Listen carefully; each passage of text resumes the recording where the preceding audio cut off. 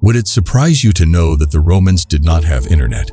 With no social media, politicians had no choice but to spread their propaganda in person. Ugh. They relied on communal and state rituals for public and military morale. Different emperors promoted different beliefs, and since socializing relied on word of mouth, the character arcs of their many gods were often distorted.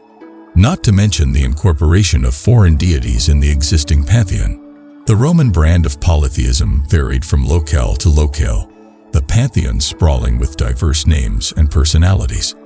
The beliefs were rather loose and incoherent, banded together to appease the need of the hour. Folklore and mythologies have a way of unraveling, especially in large empires. This was no different. The Roman religion was declining, so a new one had to fill in the gap. Spoiler alert, it was Christianity. Christianity began with Jesus Christ, who was a Jew. Come again. Okay, so why are Christians, well, Christians, and not Jews? That has a lot to do with how the two religions developed over time. So in the 1st century CE, or AD, if you prefer that, Christianity started its incredible journey. After Jesus died in Jerusalem, his followers and the 12 apostles started spreading the word in different parts of the empire. They preach across the Levant and the Mediterranean. According to most estimates, Christian followers totaled around 1,000 by 40 CE. Then how were there a few million Christians in the world by the 4th century? It's actually not that outrageous. Dr. Bart Ehrman, a Christian scholar, simplifies it like this. If there are 100 Christians this year, in 10 years they need to grow to 140. That means, basically every year, the 100 Christians among them, as a group, need to convert 3 or 4 people. That's all. But let's get back to the 1st century for now. The early Christians were Jews just like their leader, so they believed in the coming of the Messiah. They were enamored of the idea of resurrection and hailed Christ to be the promised one. This newly emerged Jewish sect put off other Jews, but Gentiles or non-Jews could care less. Since the Romans used to believe in multiple gods, one more was not an issue. A lot of initial Roman converts believed in other gods alongside the Lord. In 50 CE, the Council of Jerusalem was held, which relaxed the rules for converting Gentiles. Judaism, for the most part, was a closed group. Meanwhile, Christianity, despite having a lot of similar themes and beliefs, provided a much lower barrier to entry. Apostle Paul played a major role in this marketing plan since he believed that they should preach to Gentiles just as much as other Jews. Christian and New Testament scholar Larry Hurtado explains, Paul saw Jesus' resurrection as ushering in the eschatological time foretold by biblical prophets, in which the pagan Gentile nations would turn from their idols and embrace the one true God of Israel.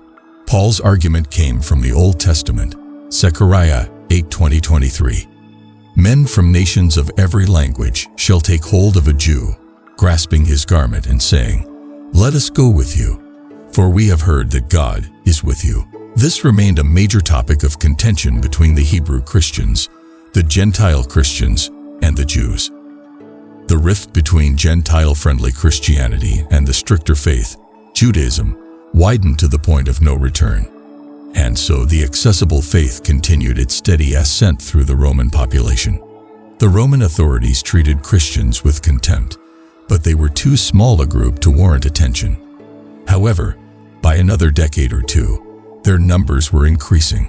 So when Emperor Nero needed a scapegoat, he picked them. Later, Domitian would employ a similar approach. There's another interesting little nugget here.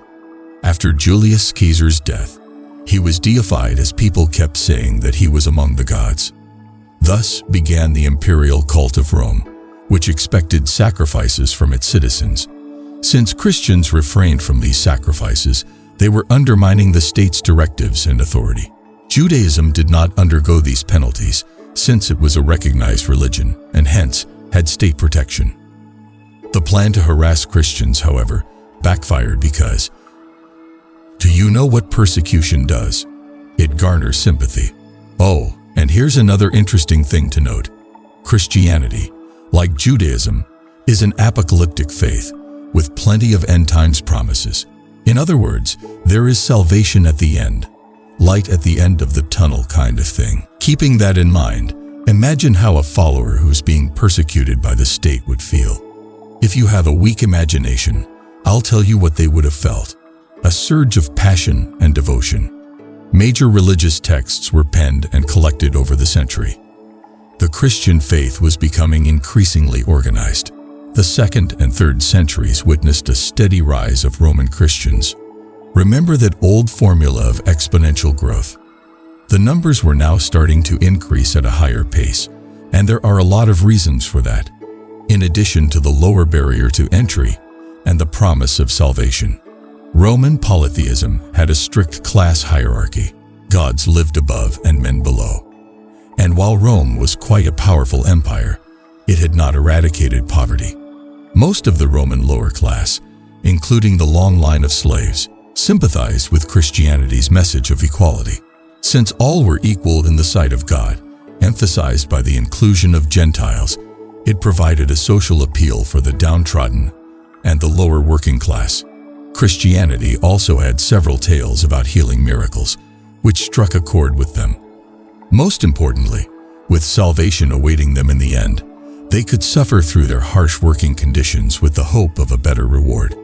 And who was affected most by the working conditions? The paterfamilias, who decided the religious orientation of the entire household. The Roman nobility noticed the growth by the 3rd century and began persecution once again. The persecution of saints before that, like Ignatius of Antioch in the 2nd century, were exceptions, not the rule. Even though Christian tradition insists that oppression was widespread during the 1st and 2nd centuries, it's simply not true. The abuse and maltreatment of Christians was rarely the agenda of the state, even if some operations here and there were carried out by provincial governments. Nevertheless, we move on to the 3rd century. Emperor Decius, who ruled from 249 to 251, employed state resources to strengthen the empire's pagan roots. He targeted anyone who did not sacrifice animals to the gods, Christians or else. Emperor Valerian ruled from 253 to 260, however, targeted Christians specifically.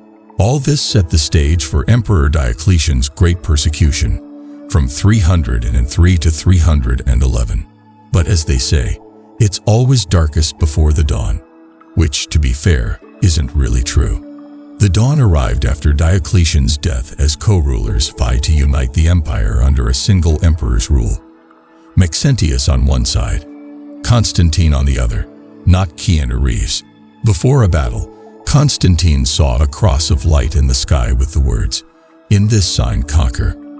Constantine turned into Emperor Constantine I and converted to Christianity in 312. Constantine passed the Edict of Milan in 313, legalizing the worship of one God and his Messiah, Jesus Christ. But it wasn't merely an act of self-promotion by the emperor, as the edict granted liberty to all religions. After this, however, the emperor began his self-promotion, as all emperors do. He called the Council of Nicaea in 325. On this first ecumenical council, theologians discussed some key issues of the religion. Take, for instance, the idea of Christ's divinity and his relation to the Creator. The council issued the Nicene Creed, a foundational block for many Christian sects. Constantine's efforts legitimized and established the religion in the eyes of the state. He ushered in an era of change. Over the next few decades, the imperial government promoted Christianity, and by the end of the 4th century, explicitly banned the worship of older gods. It did not take long for the entire empire to become monotheistic.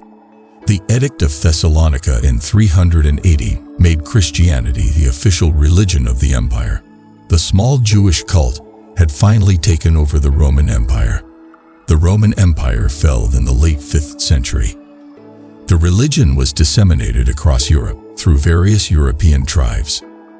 The Eastern Roman Empire developed its own orthodoxy and continued to influence the social and cultural landscape of the region.